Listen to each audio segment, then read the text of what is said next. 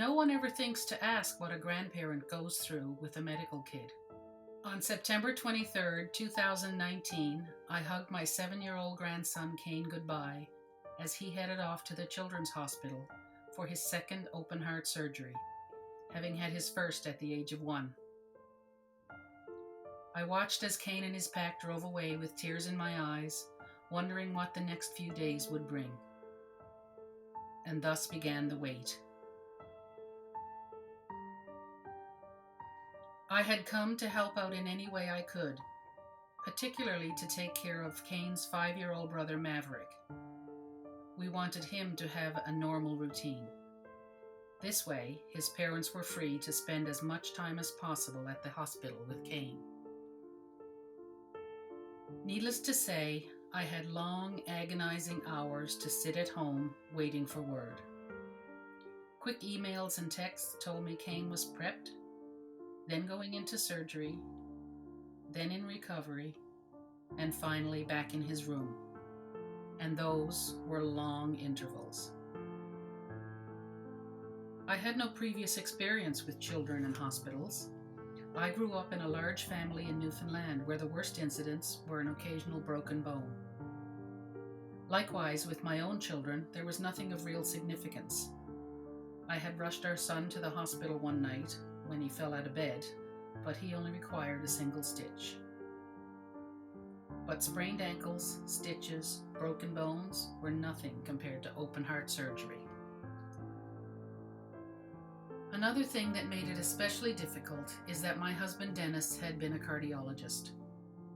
If he had been around, he would certainly have been involved, asking the right questions and helping to explain to me exactly what was going on.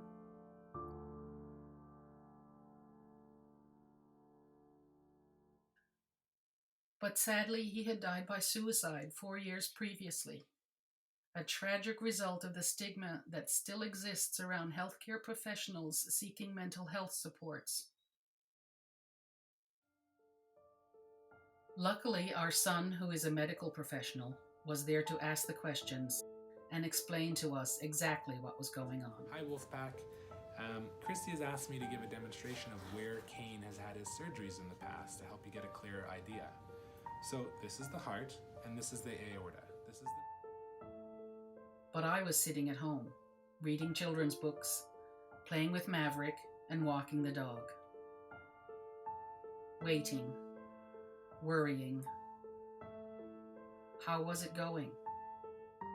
Are his parents holding up? What else could I be doing to support them? As much as I loved spending time with Maverick, what I really wanted was to be at the hospital, to see for myself, to support my daughter. Understandably, grandparents and extended family are not included in the consultations, procedures, and follow-ups. But that doesn't make it any easier. We still wait. We still worry. And for me, it was alone. My life companion no longer around. I finally did get to the hospital to see for myself that our heart warrior was awake and slowly recovering from his ordeal. The relief was intense, but the worry was still there. Would his heart resume normal function? Is he out of the woods?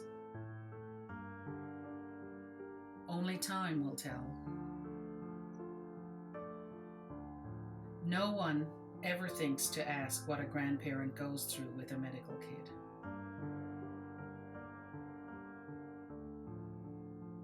Thank you to his medical team and to my support system.